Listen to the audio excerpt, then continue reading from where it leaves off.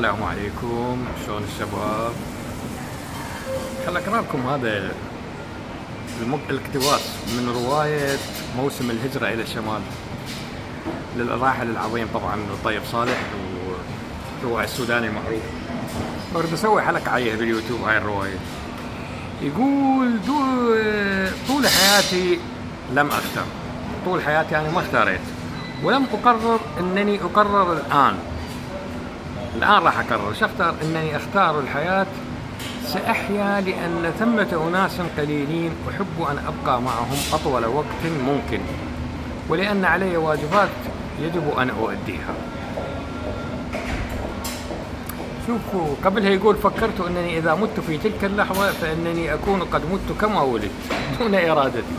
احنا يا شباب هذا كلام عبثي طبعا بالمناسبة، يعني تدخل فيه القدريات والفلسفة وغيرها، انه احنا ما لنا اراده بوجودنا بهاي الكون، ولا ان اراده بعدم وجودنا، يعني بوفاتنا. ولادتنا ووفاتنا مو بدينا، هاي امور خارجه عن ارادتنا. فمن لحظه الولاده الى لحظه الموت احنا ايش راح نسوي؟ هنا طيب صالح يقول انا اريد ابقى على الناس احبهم، يقول لك ناس احب ابقى وياهم اطول وقت ممكن، وعندي واجبات هم اريد اديها. فهنا طيب صالح يقدم لنا فكرة للحياة، يعني انه لازم اكو واجبات علينا ان نأديها، ان وجدنا بسببها، ان وجدنا بهاي الحياة ونولدنا لان هاي واجبات لازم نأديها.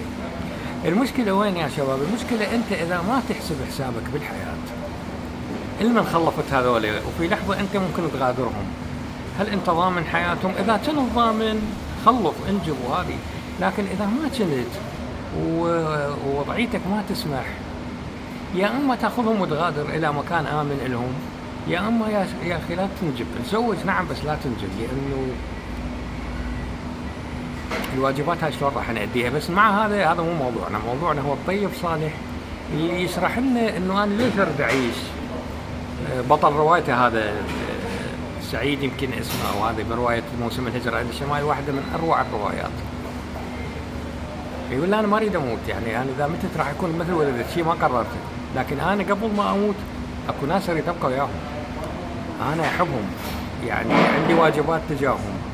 فإذن يا شباب أحد أهدافنا بهاي الحياة هو إنه إحنا ضمن عائلة يجب أن نتعب لها، يجب أن نكون وياها، يهمونا، تهمنا سعادتهم ويهمهم سعادتنا، ناس مقربين.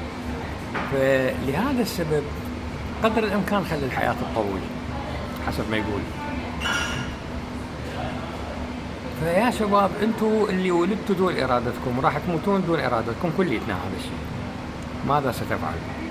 اسئله وجوديه، يعني هل الهرب، الهجره، العمل، هاي الاوهام الحياتيه اللي تخلينا نركض منها واحنا ما نعرف ايش نسوي اصلا، هي هاي الحلول مالتنا او شنو؟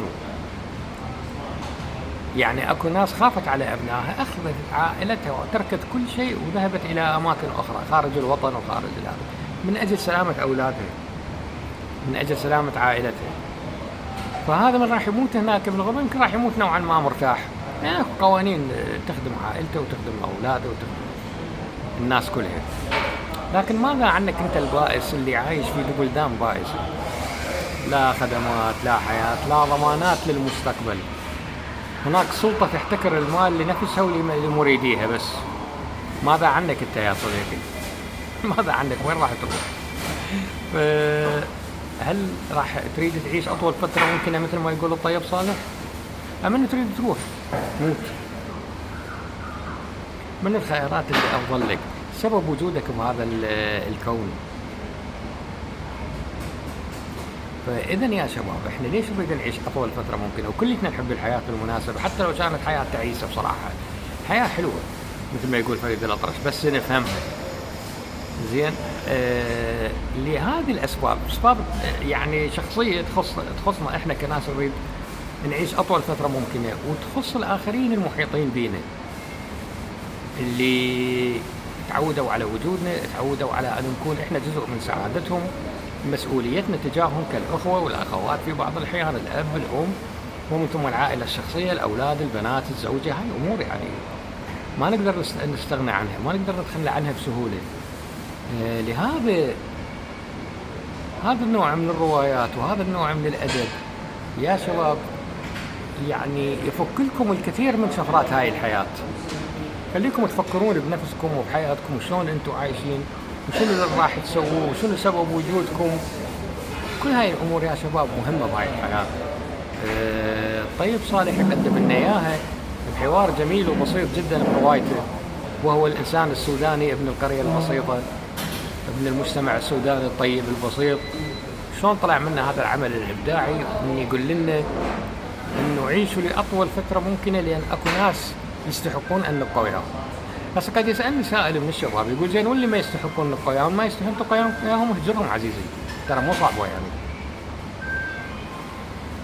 فهنا يقدم لنا هو اللي يقول لنا اكو ناس يحبوني واحبهم، يعني انا اريد ابقى وياهم. دول نادرين بالحياه يا شباب، ان تلقى ناس تحبك تريد مصلحتك وتريد تشتغل لك وتريد تساعدك. دول مهمين بالحياه، دول نادرين. فاذا من دول يستحقون ان ابقى على مودهم، يستحقون انه اعيش اطول فتره ممكنه من اجل ان هذول يعيشون بامان او سلام. فهي هاي الالتزامات، هي هاي اللي تخلينا مثلا ما نهاجر، هي هاي اللي تخلينا نعطل كثير من امورات حياتنا. يعني لان انت عندك التزام اسري، خصوصا الاسر الكبيره، الاباء والام اللي خلفوا مثل البزازين بس يخلفون، يخلوك توقع بمسؤوليه تجاه هاي الاخوان والخوات والاولاد وغيرهم اللي في لحظه ما ينخطفون من امامك، يعني يغادرون هاي الحياه.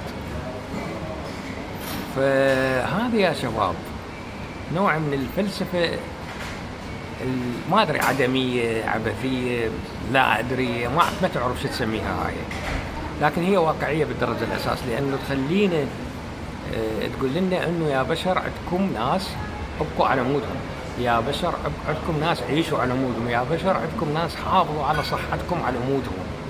مو طبعا على مودك انت، لان انت بهاي الامور راح تكسب صحتك وشخصيتك وترتب وضعك. يا ناس اشتغلوا كونوا ثروات بالقدر المعقول والممكن من اجل هاي الناس. اذن يا شباب الحياة تستحق ان نعيش اطول فترة ممكنة بيها.